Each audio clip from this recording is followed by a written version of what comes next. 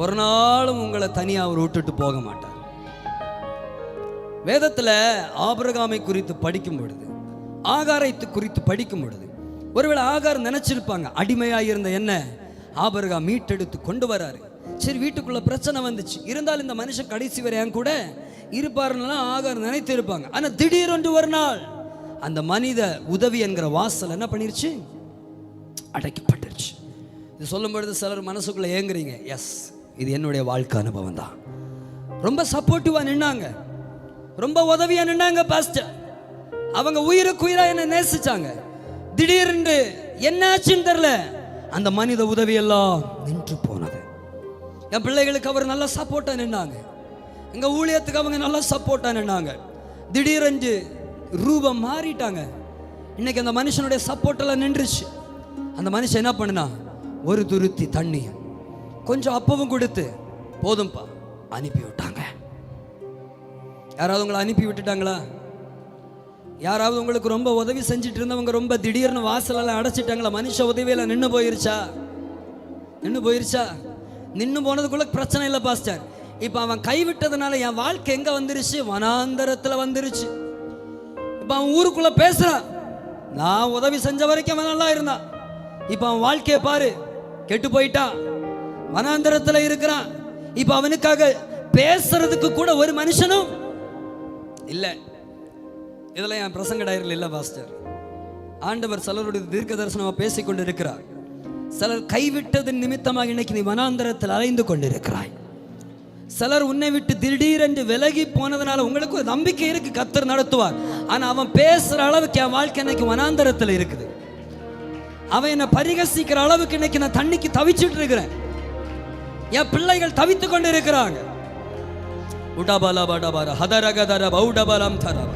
இன்னைக்கு என் குடும்பம் தவிச்சுட்டு இருக்குது. கடைசி ஆகார் ஒரு கேள்வி கேட்கிறான், பிள்ளை சாகிறத நான் பார்க்க முடியாத ஆண்டவரே. பலர் இன்னைக்கு ஆண்டவர்கிட்ட கேட்குறீங்க, ஆண்டவரே ஜீவனை வேண்டும் என்றால் எடுத்துக்கொள்ளுங்க, இதையெல்லாம் தாங்கிக் கொள்றதுக்கு எனக்கு பலன் இல்லை, இதையெல்லாம் பொறுத்து கொள்றதுக்கு எனக்கு பலன் இல்லப்பா. மனுஷன் ரொம்ப ஏளனம் பண்றான், மனுஷன் ரொம்ப என்ன நிந்திக்கிறான். ஆண்டவர் மெல்லிய சத்தத்தோடு ஒரு பதிலை கொடுத்தார். ஆகாரே, வசனம் சொல்லுகிறது ஆபிரகாம் அக்காலத்தில் மிகப்பெரிய சீமானாயிருந்தான். நான் கேட்கிறேன், அவ்வளவு பெரிய சீமா கைவிட்டதை கைவிட்டுட்ட. ஒரு வருஷம் வாழக்கூடிய காசோ பணமோ என்ன பண்ணிருக்கலாம்? நீ கொடுத்து விட்டுருக்கலாம். ஆனா அவன் ஒன்னையுமே கொடுத்து விடல.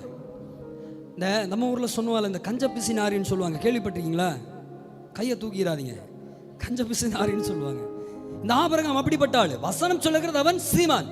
ஆனா இந்த ஸ்திரீயை, தனக்கு உதவியா இருந்த ஸ்திரீயை, தன்னுடைய அவமானத்தை ஒரு காலத்தில் காப்பாற்றின ஸ்திரீயை அவன் உதவியற்றவளாக தள்ளிவிடும் பொழுது, அந்த வாசல் அடைக்கும் பொழுது கொஞ்சமாவது ஏதாவது மனசை காட்டி கொடுத்திருக்கலாமா இல்லையா? அதனால ஆண்டவர் நிர்ணயித்தாரு, ஆகாரே, இந்த ஆபிரகாம் என்கிற மனுஷ உதவியின் வாசல் அடைக்கப்படாம இருந்துருச்சுன்னா கடைசி வரைக்கும் இவன் உனக்கு தர்றது எவ்வளவுதான் தருவான்? கொஞ்சம் அப்பவும் கொஞ்சம் தண்ணீர் தான். ஆனா நான் முதல்ல இந்த வாசலை அடைப்பேன். அதை அடைக்கும் பொழுது உனக்கு வேதனையா இருக்கலாம், அதை அடைக்கும் பொழுது சில நாள் நீ வனாந்தரத்தில் அலையலாம். ஆனா இந்த வாசல் எதற்காக அடைத்தேன் தெரியுமா? ஆபிரகாமால் தர முடியாத ஒரு நீரூற்றை திறப்பதற்காகவே நான் இந்த வாசலை அடைத்திருக்கிறேன். எஸ் எஸ் எஸ் எஸ் எஸ் அடரகதர ஹம்தலபவுடம். இன்னைக்கு பகல சிலரை பார்த்தாண்டவர் தீர்க்க தரிசனமா பேசுறார். சில மனித வாசலை அடைத்தது தீமைக்காக அல்ல, கர்த்தர் உங்களுக்காக ஆயத்தம் செய்த வாசலை திறப்பதற்காகவே.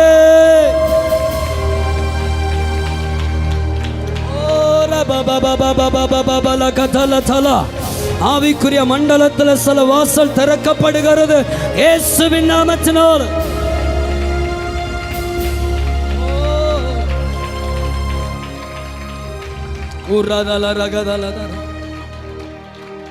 எத்தனை குடும்பங்கள் இதுக்கு ஆமென் சொல்றீங்க? சில மனிதர் வாசல்கள் அடைந்ததற்காக ஸ்தோத்திரம். இன்னைக்கு கர்த்தர் ஒருவனால், இன்னைக்கும் நீங்க இஸ்ரவேல்ல போனீங்கன்னா பேர்சேபா வனாந்தரத்துல ஆகாருக்காக திறந்த வாசல் இன்றைக்கும் கர்த்தர் அங்கே வைத்திருக்கிறார்.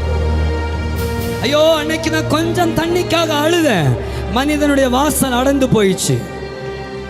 ஆனா தலைமுறைகளை தாங்குகிற வாசலை கர்த்தர் திறந்தார்.